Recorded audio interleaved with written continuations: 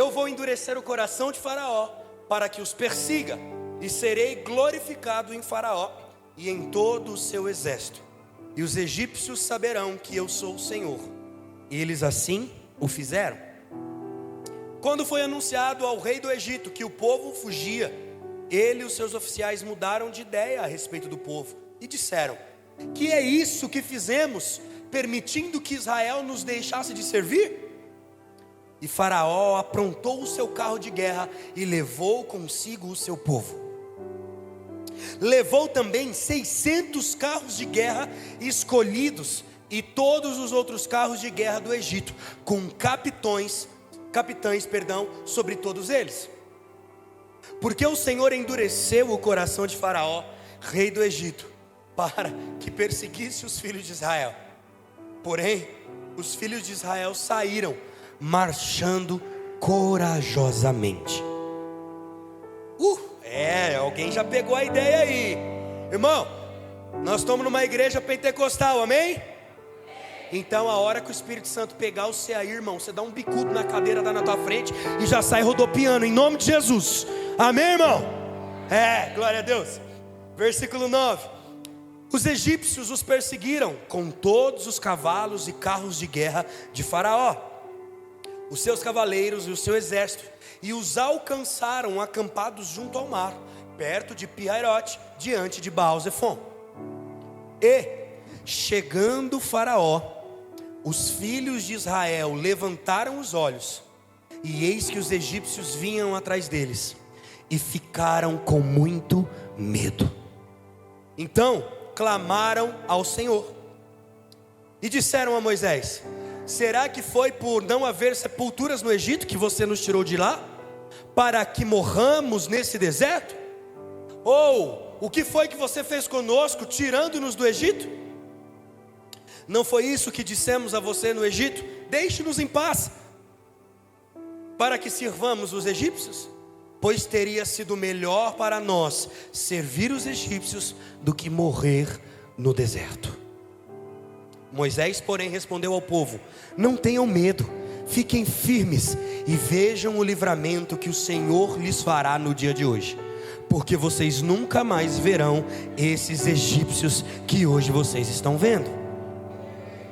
O Senhor lutará por vocês, fiquem calmas. E o Senhor então disse a Moisés: por que você está clamando a mim? Diga aos filhos de Israel que marchem. Amém, meus irmãos? Põe a mão no seu coração. Senhor Jesus, nós pedimos que o Senhor derrame sobre nós mais uma vez o teu espírito de revelação. Nós queremos compreender a verdade, a profundidade, mas também a simplicidade das Escrituras. Por isso, por favor, fala com a gente, Pai, em nome de Jesus, amém. Bom, se você, deixa eu perguntar, alguém já assistiu aqueles 10 mandamentos lá da Netflix, aquela série interminável? Alguém? Tem alguém. E na Record, alguém chegou a assistir também? Irmão, não acabava nunca aquele negócio, né? Parecia que os 40 anos do deserto era o que nós estávamos assistindo, né? Então você já conhece um pouco da história. O povo foi levado ao Egito como Isso. E depois de uns belos anos, eles são libertos do Egito. Só que agora eles têm pela frente Então vamos lá. Escravos no Egito e agora um deserto pela frente. Está conseguindo entender já? O deserto faz parte da jornada de todo mundo que serve a Deus. O dia mau, o dia ruim, o dia de dificuldade, o dia de problema, todo mundo passa por ele. Todo mundo tem um dia mau. Todo mundo precisa passar por um deserto. Mas você sabe por quê? Porque o deserto é onde o Senhor trata e ensina o nosso coração a depender dEle. Eu quero começar essa noite te dizendo uma coisa: o deserto ele não tem o poder de te destruir. O deserto não tem o poder de fazer você morrer. O deserto tem o poder de fazer Cristo ser glorificado em você. Vamos lá, gente. Por quê? Porque no deserto, irmão, o próprio nome diz deserto. Deserto é lugar de calor, não é verdade? A gente renomeia deserto hoje por São José do Rio Preto. Irmão, pensa numa cidade que é uma benção. Só que a gente assimila deserto a dias difíceis, a situações complicadas, sim ou não? Se você pegar para minha avó é uma senhora, a famosa irmã do coque, que nós falamos hoje cedo. Minha sogra é a irmã do coque sem o coque, porque agora ela está moderna, ela põe uns negócios assim no cabelo, mas antes ela era uma irmã do coque. E quando você chega para uma irmã do coque e você fala assim: olha, as coisas estão difíceis, a minha vida está difícil, estou com problema atrás de problema. O que a irmã do coque fala? Meu filho, isso é um deserto. Não é verdade, irmão? Os mais antigos aí vão lembrar, vão entender o que eu estou falando. Porque a gente assimila provação a deserto. Só que nesse caso, o deserto era também a provação dos israelitas, como pode ser a tua. Só que tem um porém. Não era para fazer morrer no deserto, como muitos morreram. Mas é para que eles enxergassem que até no deserto o Senhor estava sustentando eles. Você está conseguindo entender que o deserto não pode ter o poder de te parar? O deserto, a luta, o problema, a dificuldade não pode ter o poder de fazer você desistir, mas pelo contrário, ele tem que ter o poder de fazer você olhar e falar assim: pera aí, eu estou no deserto, mas está muito melhor, porque antes eu era escravo.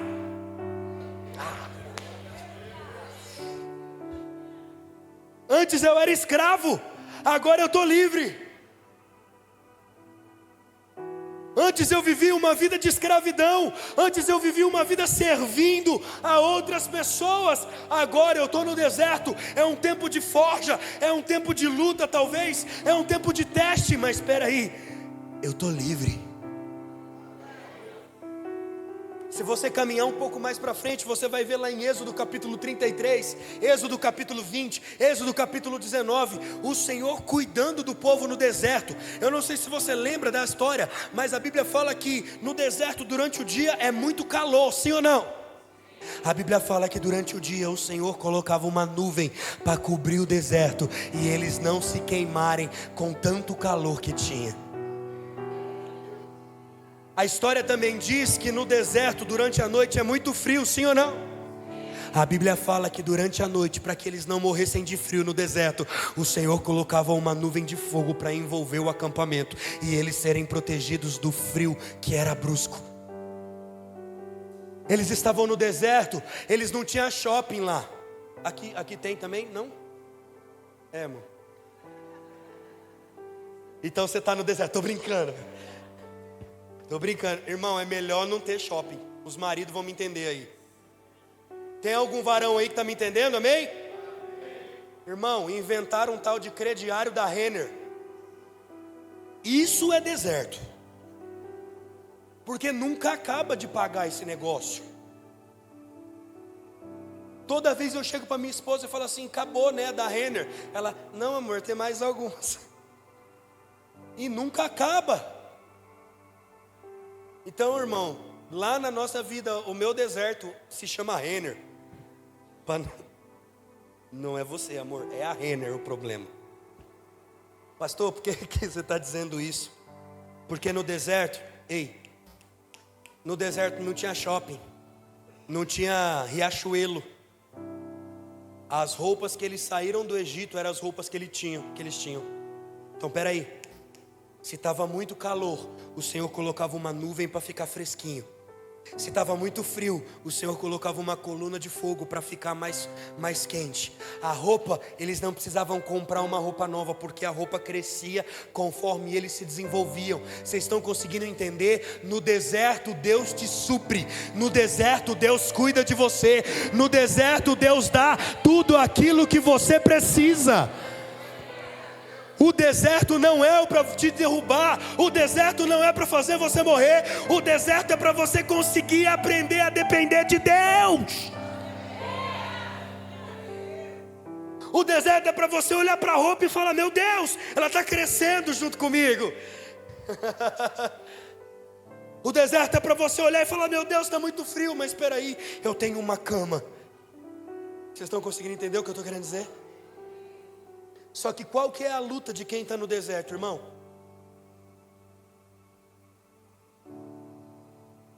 A luta de quem está no deserto é querer voltar para o lugar da onde era escravo.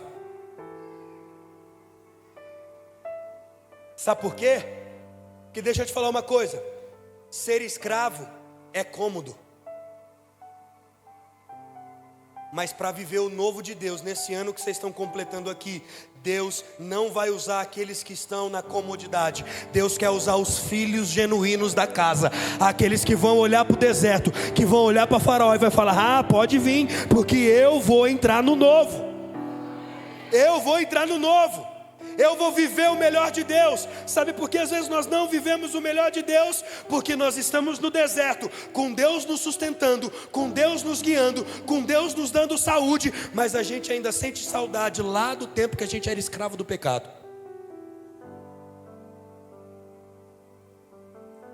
E agora, eu posso te dar aquela cutucadinha de pastor, irmão? Posso, sim ou não? Ah, que bom. A Kézia falou que não queria ser cutucada hoje, mas não teve, vai ter jeito, cara. Antes de vir, ela já me cantou a letra já, pastor. Ela olhou para mim e falou: ó, o negócio é o seguinte, eu não quero apanhar hoje não.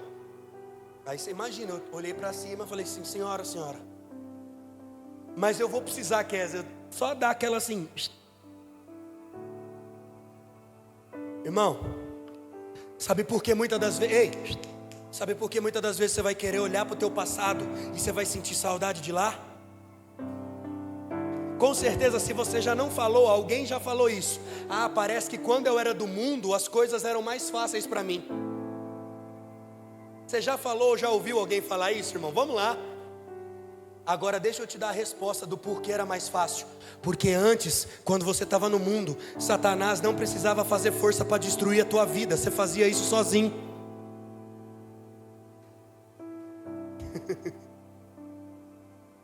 Só que qual que é o porém? Nós saímos desse lugar de escravo. Você era escravo do dinheiro, você era escravo da sua carne, você era escravo do pecado. Vocês estão conseguindo entender agora? Satanás não precisava lutar contra você. Satanás não precisava tramar uma luta contra você, porque você já era rendido a ele. Mas quando você decidiu sair do Egito, parece que as coisas iam melhorar, mas qual que é o problema? Depois do Egito tem um deserto. Pastor, eu comecei a servir a Deus, parece que minha vida virou de cabeça para baixo. Pastor, eu comecei a servir, comecei a ir lá na Viver. Rapaz, aquela igreja legal, na igreja preta, tem umas luzes legal. Pastor tem um bigode estiloso, é um negócio de louco, né? Aquela pastora, as fotos dela são sempre assim, ó, adorando, entregando tudo ao Senhor. Nossa, parece uma coisa maravilhosa, eu vou lá. E aí você começou a vir na igreja, se envolver, os voluntários te acolhendo. Você começou a entrar num grupo pequeno, ser discipulado, ser cuidado. Só que aí, irmão, Satanás começou agora a te incomodar. Só que qual que é o problema? Satanás nunca vai usar alguém distante. Vocês estão conseguindo entender? Então ele começa a levantar às vezes a família, os amigos, as pessoas mais próximas. E a luta começa a ser travada. Sabe? Só que também deixa eu já te dar uma notícia e dá ela para Satanás. Ele já perdeu. Só que é uma luta. Então quando a gente sai do Egito, a gente fala assim: meu Deus, agora eu vou viver o melhor da minha vida. Aí a gente entra num deserto. E a gente fala: mas não era para melhorar? Agora eu vou num deserto, eu fui na igreja para as coisas melhorar, não para piorar. Ah, irmão, eu estou muito empolgado, irmão. Meu Deus, eu não sei, Deus está falando com você aí, sim ou não? Aleluia, porque olha, meu Deus. Só que tem um porém.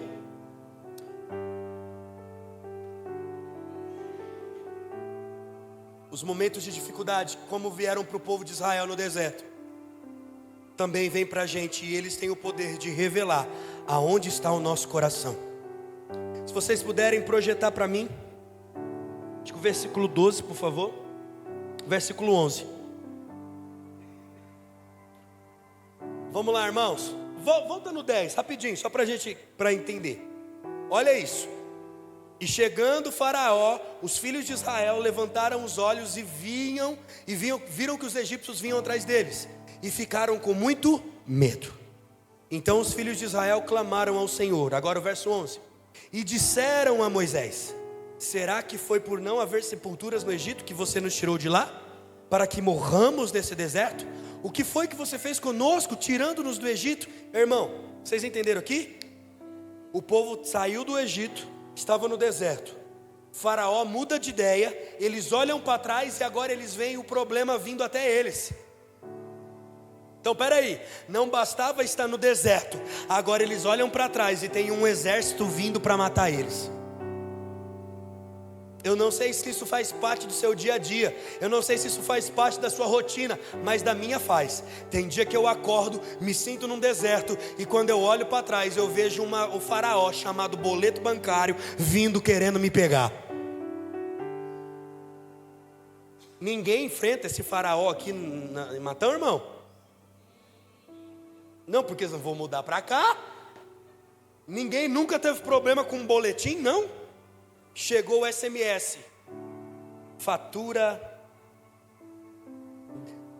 Irmão, se você nunca recebeu essa mensagem, você é um homem de Deus demais. Rapaz, quando falta 5, 6, 7 dias para vencer o cartão, nem venceu ainda, o aplicativo do banco Riva fala assim: deixe sua fatura em dia. Irmão, você sabe o que é isso?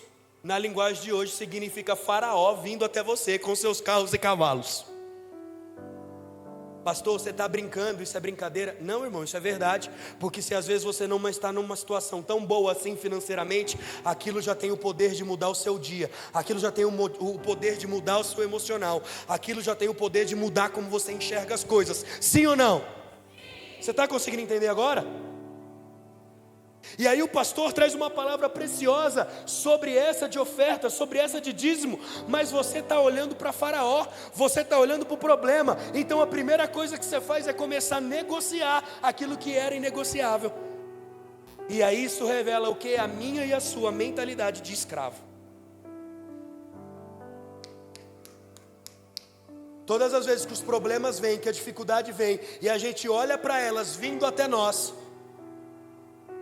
e a gente muitas das vezes sente vontade ou cede para voltar ao passado, nós na verdade só estamos revelando o coração de escravo que nós ainda temos. Vocês estão entendendo, irmão? Sim ou não? Então o povo agora olha para Faraó, eles estão vindo atrás. Só que qual que é o problema, irmão? Diga assim comigo: é difícil a vida do crente. Vamos lá, irmão, diga: é difícil a vida do crente. E é ou não é, irmão? É difícil, cara. Porque vamos pensar o seguinte. Pense o seguinte: o povo está no deserto. Eles olham para trás, Faraó vindo com seus carros de guerra. Eles olham para frente e tudo que eles veem é um mar.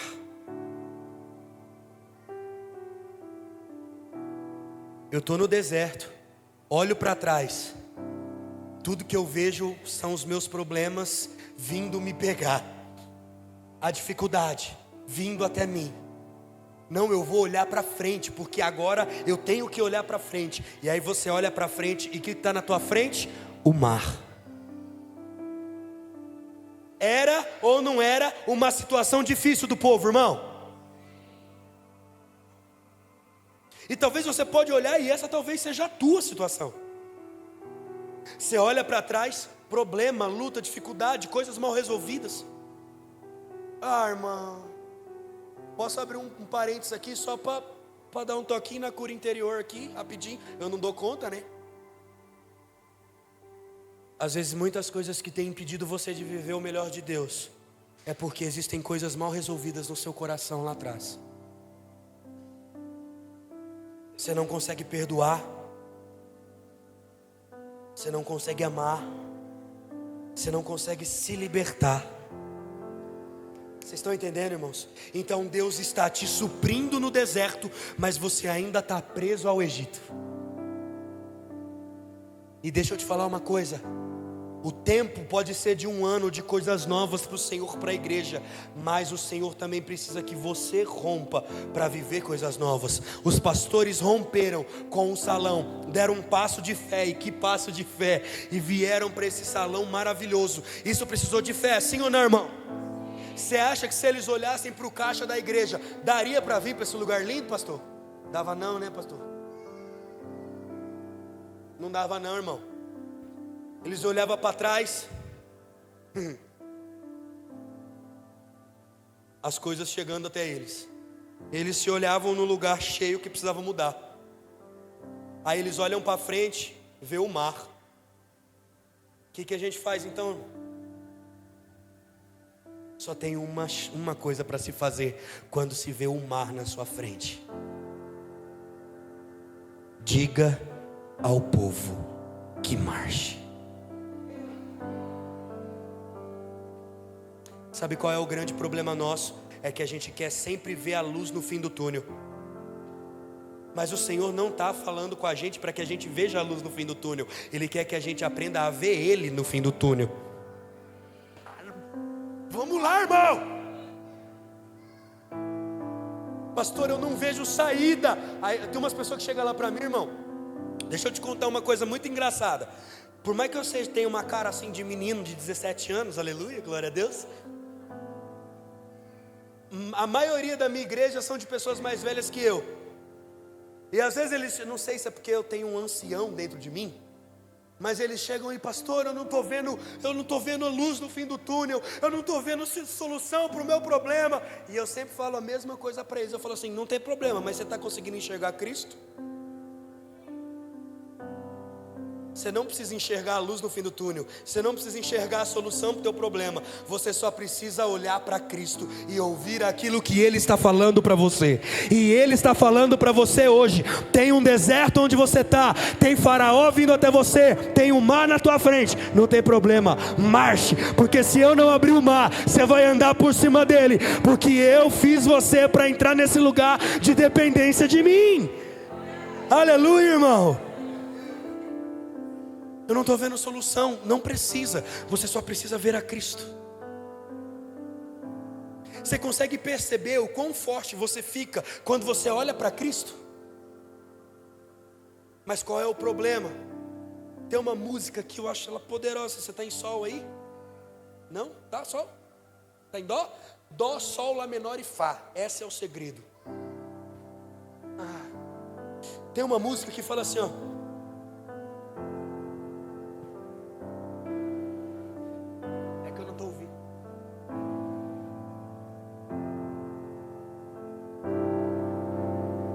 Agora sim, meu garoto. Bate só o dó para mim. Quero ser como criança. Alguém conhece essa música? Te amar pelo que és. Olha que interessante que a música fala. Voltar à inocência e acreditar em ti. Mas às vezes sou levado pela vontade de fazer o quê? De crescer. Torno-me independente e deixo de simplesmente crer. Vocês estão conseguindo entender? O grande problema de nós não conseguirmos avançar e marchar sobre as águas, ou marchar em terra seca com as águas abertas, é porque a gente quer ser dono da nossa vida. Não, eu sei como fazer, eu sei como resolver. Eu sei como cuidar da minha vida, irmão. O Senhor me trouxe lá de São José do Rio Preto para te dar uma triste notícia. Não, você não sabe como cuidar da tua vida. Cancela o livre-arbítrio.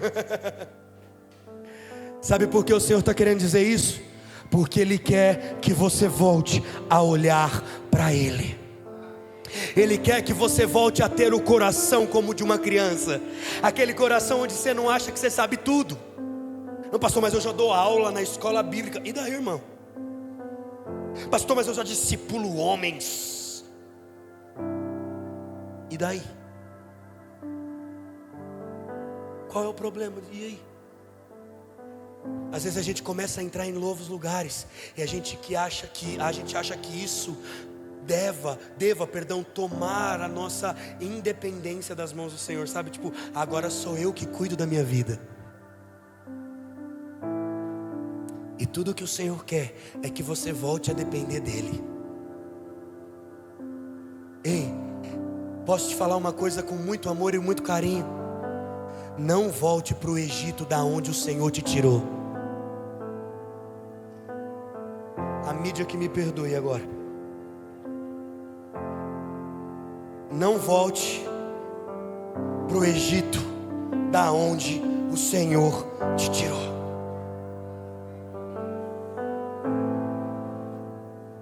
Pastor, mas é porque você não sabe como está a minha vida. Meu irmão, eu quero te encorajar hoje a não olhar para o deserto, a olhar para Cristo.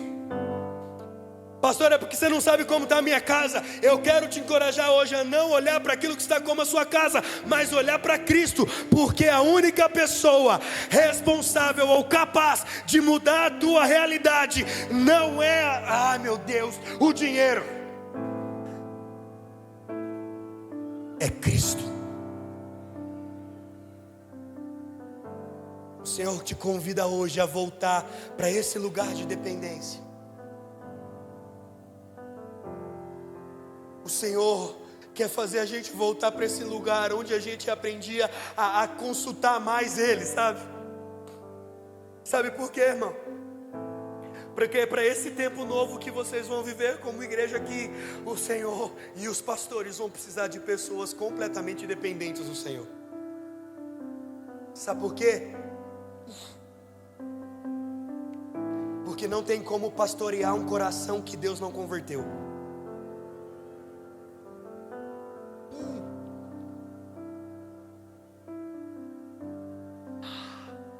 E sabe como a gente descobre se o meu e se o seu coração é um coração convertido? No deserto. Porque é no deserto que a gente tenta fazer tudo do nosso jeito. É no deserto que a gente é tentado a olhar para as coisas e falar assim: não, eu vou fazer do meu jeito. É no deserto que a gente é tentado a fazer como o povo de Israel, que quando as coisas não começam a dar certo, eles precisam achar alguém para culpar. Porque quando as coisas começaram a dar errado, o que eles fizeram, irmãos? Vamos lá. Foram reclamar com Moisés. E agora, irmão, eu quero te dar uma palavra profética. Você recebe, sim ou não? É. Você falou sim antes de ouvir. Existem dois tipos de deserto. O deserto, Riva, que o Senhor nos manda para lá. E o deserto que nós vamos nele. No deserto que o Senhor nos manda para lá, para nos ensinar, para nos forjar, para nos fazer crescer, Ele nos dá o sustento, Ele nos dá a água, Ele nos dá todo o suporte, porque foi Ele que nos mandou para o deserto. Agora o problema, meu pastor, é quando a gente vai para o deserto sozinho, sem Deus mandar a gente. Porque aí Deus não tem obrigação nenhuma de nos sustentar lá. Pastor, o que você está querendo dizer com isso? Ei, por favor, agora é a palavra profética. Para de chamar de deserto a consequência dos teus pecados.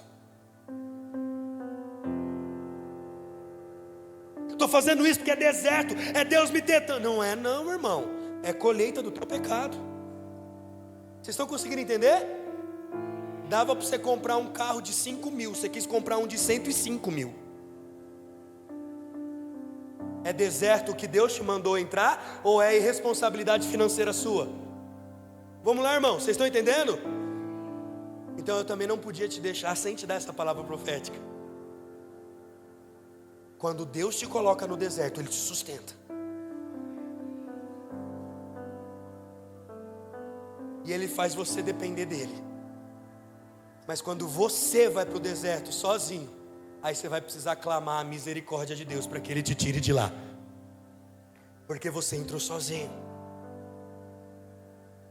E para finalizar isso, para entrar nesse lugar, por que o Senhor nos ensina esse lugar de marcha? Irmão, eu prometo que eu estou acabando já.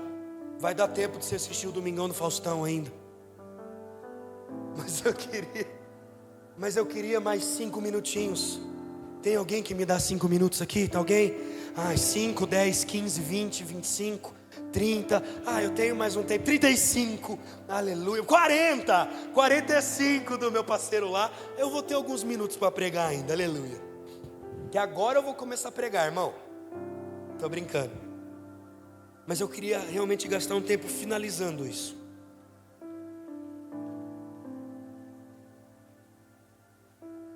Sabe, irmãos, existe um Deus que trabalha por nós. Pastor, por que você escolheu pregar essa mensagem no aniversário de 1 ano da Casa Nova? Irmão, primeiro que eu não escolhi pregar essa mensagem. Mas agora eu entendo por que eu tinha que pregar essa mensagem.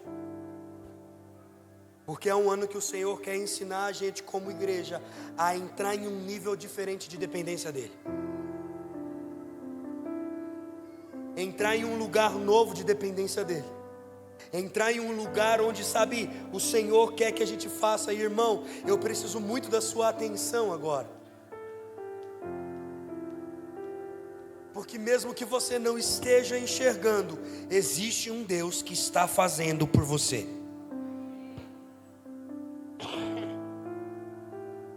Se você puder, versículo 13 para mim, Êxodo 14, 13.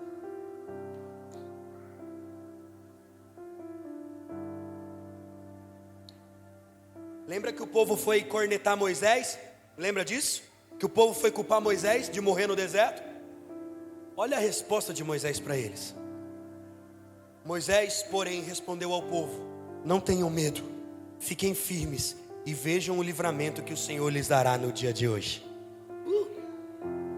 Sabe, irmãos, o Senhor está querendo dizer para a gente hoje: não existe qual é o tamanho do seu problema, ou o tamanho do deserto, ou o tamanho do mar que esteja à sua frente. Existe um Deus que está trabalhando em você, e você precisa aprender a confiar nele.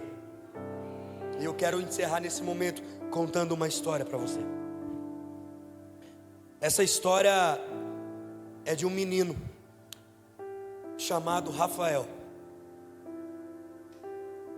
que tem uma mãe e um pai, servos do Senhor.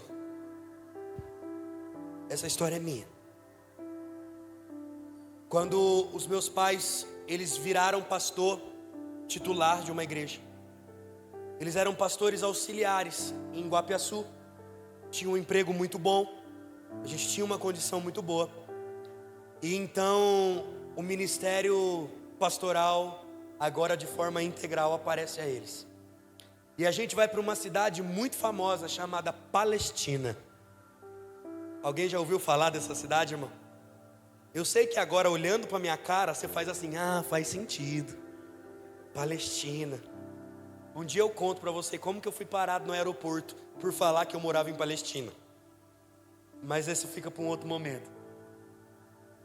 Nós mudamos para Palestina, irmão, e aquela vida que a gente tinha boa, uma vida abastada.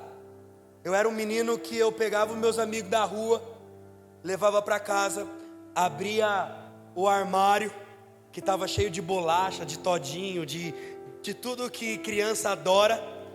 E eu falava para os meus amigos assim: pega, escolhe o que vocês querem. E de repente, a gente muda para a Palestina.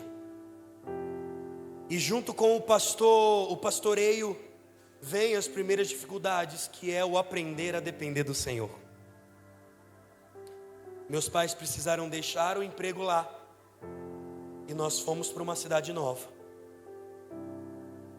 E aí toda aquela abastança que a gente tinha começa a faltar. Se antes eu tinha a bolacha passatempo para comer, agora eu não tinha mais. Se antes a gente pagava o boleto em débito automático, agora o boleto vencia 2, 3, 4, 5, um mês. Certa vez os nossos pastores foram até a gente, e eles foram de dia, e a gente estava orando para que eles não ficassem até a noite, porque a luz da nossa casa estava cortada. E se chegasse a noite, eles iam ver que estava cortada. Mas em todo esse... Irmão, sabe por que eu estou te contando isso? Porque meus pais eram pastores. A gente não podia muito bem culpar a Deus, irmão. A gente não podia muito bem se rebelar e falar: poxa, cadê o Senhor? Não podia, irmão, sim ou não? Mas em todo momento eu vi os meus pais orando. E, irmãos, as coisas começaram a ficar mais difíceis. Como eu te disse, eu gostava muito de comer bolacha. Eu gostava muito de comer algumas coisas que criança gosta.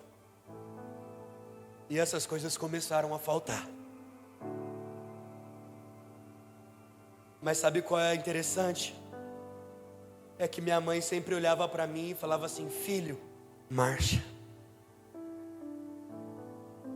Eu tinha 7 anos de idade, e a minha mãe olhava para mim e falava assim: filho, eu perguntava, falava: mãe, eu queria tanto comer uma bolacha a passatempo.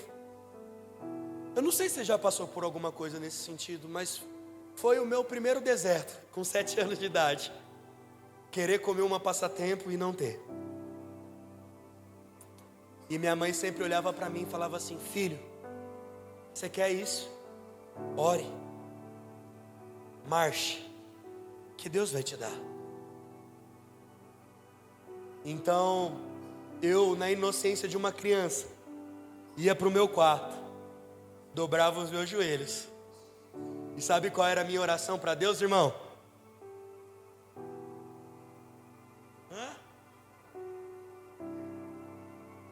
Deus, eu quero uma bolacha passatempo. Porque eu ainda dava o nome para a bênção que eu queria.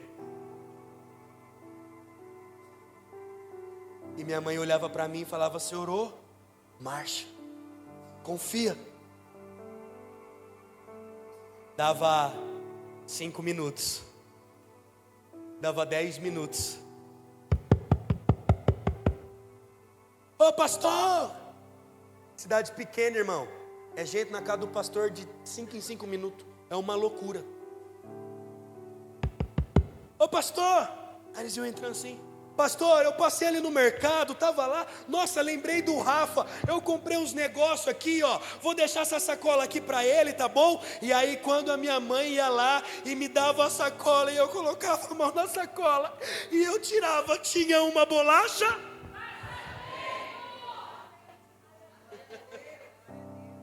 Tinha uma bolacha passatempo. É isso. Talvez isso pareça tão bobeira para você, mas é porque o Senhor está querendo te lembrar hoje a voltar a depender dEle. Sabe por que as coisas talvez fugiram do controle da sua vida? Foi porque você parou de depender de Deus. Foi porque você parou de ser uma criança que dobrava os joelhos e falava assim: Deus, eu quero uma bolacha passatempo. E você começou a se tornar um homem arrogante e falar: não, eu conquisto com o meu dinheiro, com o suor do meu trabalho. Irmão, se não fosse Deus te dar saúde para ter o trabalho, nem trabalho você teria. Acorda para a vida. Às vezes a gente bate no peito e fala: ai, se não fosse eu. Não, irmão, se não fosse Deus. Se não fosse Deus.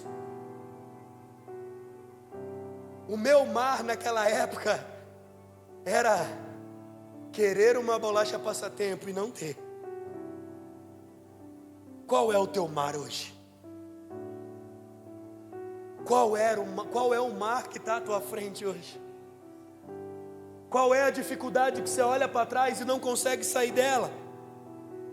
E qual é o mar que está à tua frente te impedindo de caminhar? O Senhor está falando para você hoje: marche. Marche. Você está no deserto? Tô, pastor. Você está com gente vindo atrás de você? Tô, pastor. Você está com o mar na tua frente? Tô, pastor. O Senhor está dizendo para você: marche. Se você depender de mim, pode marchar. Nessa virada de ciclo, como viver, o Senhor vai precisar daqueles filhos que aprenderam a se mover por fé. Sabe por quê? Porque uma pessoa que aprendeu a depender de Deus nesse nível, ela não questiona aquilo que o Senhor tem e quer fazer.